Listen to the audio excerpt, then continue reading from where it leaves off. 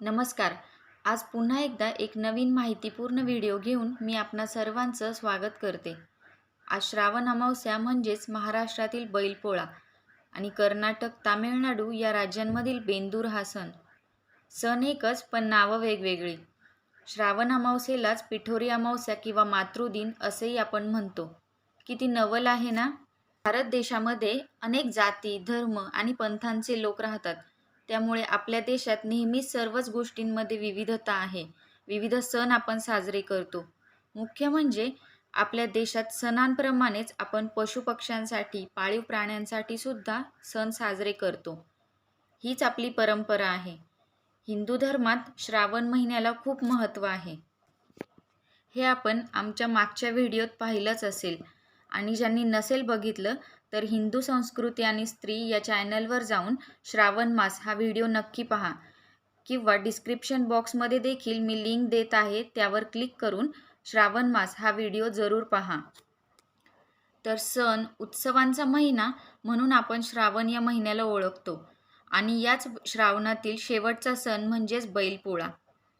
आपला देश हा कृषीप्रधान देश आहे आणि शेतकरी हा आपल्या देशाचा महत्त्वाचा भाग आहे. भागच कशाला तर तो राजाच आहे. आणि या आपल्या शेतकरी राजाचा सर्वात जीवाभावाचा मित्र कोण असेल तर तो म्हणजे बैल. कारण या बैलांमुळेच शेतात पीक पिकवण्यासाठी शेतकऱ्याला मदत होत असते. त्यामुळेच या दिवशी महाराष्ट्रात बैलांविषयी कृतज्ञता व्यक्त करण्यासाठी बैलपोळा आपण साजरा करतो. आपल्या देशात शेतीला पूरक व्यवसाय म्हणून पशुपालन करतात. याच व्यवसायाचा भाग म्हणजेच गाय, बैल पाळणे. या बैलांमुळे शेतकऱ्याला शेतीची कामे करण्यासाठी खूप मदत होते. म्हणून वर्षाचा एक दिवस तरी या बैलांच्या कष्टाच्या कामांतून त्यांची सुटका व्हावी आणि वर्षभर केलेल्या त्याच्या कामाबद्दल कृतज्ञता म्हणून आपण बैलपोळा साजरा करतो. या दिवशी बैलांना आराम तर असतोच, पण त्यांची सेवा पण असते. त्यांना अंघोळ घालून, त्यांच्या अंगाखांद्याला हळद व तूप लावून शेक देऊन, पाठीवर नक्षीकाम केलेली झूल, शिंगांना गोंडे लावून सजवतात. डोक्यावर बाशिंग, गळ्यात कवड्या आणि घुंगरांच्या माळा, नवी वेसन, नवा कासरा, पायात चांदीचे किंवा करदोड्याचे तोडे, जेवणासाठी गोडधोड पुरणपोळीचा नैवेद्य. एवढी मजा असते यांची. प्रत्येक शेतकरी आपल्या या बैलांचा साजशृंगार करून गावभर त्यांची मिरवणूक काढतात. अगदी वाजन त्रिसन्नी चौघड्यांसह. घरातील स्त्रिया त्यांचे औक्षणही करतात आणि ज्यांच्याकडे बैल नाहीत ते लोक मातीच्या बैलांची प्रतिकात्मक पूजा करून नैवेद्य दाखवतात. तर हा झाला बैलपोळा सण. पण तुम्हाला माहीत आहे का, या दिवशी पिठोरी व्रत देखील करतात. ते कशासाठी? तर मुलांना दीर्घायुष्य मिळावं यासाठी. या दिवशी संध्याकाळी अंघोळ करून 8 कलश स्थापन केले जातात. त्यावर पूर्ण पात्रे ठेवून ब्राह्मी, माहेश्वरी व इतर शक्तींची पूजा केली जाते. तांदळाच्या राशीवर 64 योगिनींना आवाहन देऊन पिठाच्या मूर्ती तयार केल्या जातात आणि तसेच पिठापासून तयार केलेल्या पदार्थांचा नैवेद्य देखील दाखवतात. अशा पद्धतीने पिठोरी व्रत केले जाते. पण मग आता मातृदिन का म्हणायचं याला?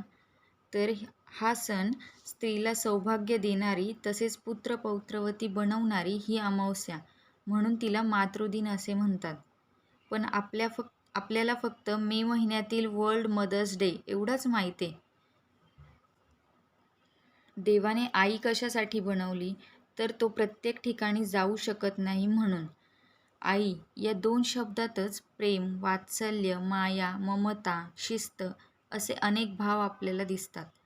आपल्या मुलांचे अपराध पोटात घेणारी, संकटांच्या वेळी त्यांना साथ देणारी आणि प्रसंगी धीर देत कुशीत घेणारी, आपल्या चिमुकल्याच्या प्रगतीसाठी झटणारी आई ही साक्षात देवाचंच तर एक रूप असते.